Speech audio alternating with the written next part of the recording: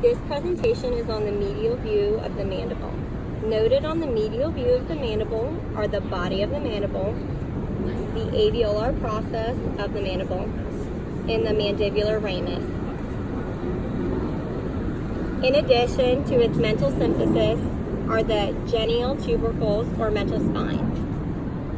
Near to the genial tubercles but along the inferior border of the mandible is the digastric fossa as well as the tiny lingual foramen on each side.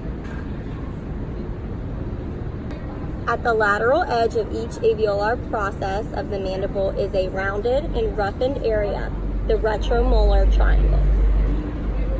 Along each medial surface of the body of the mandible is the mylohyoid line or the internal oblique ridge that extends and becomes more prominent as it moves superiorly onto the body of the mandible. A shallow depression known as the sublingual fossa is located superior to the anterior part of the mylohyoid line. Inferior to the posterior part of the mylohyoid line is the submandibular fossa. On the medial surface of the mandibular ramus is the mandibular foramen. The mandibular foramen is the opening of the mandibular canal.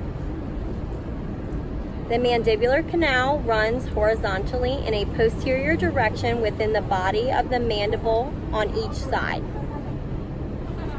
The mandibular incisive canal is an anterior continuation of the mandibular canal bilaterally between the two mental foramina.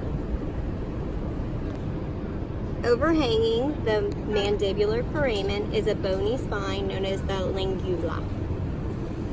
The mylohyoid groove passes anteriorly to and inferiorly from the mandibular foramen.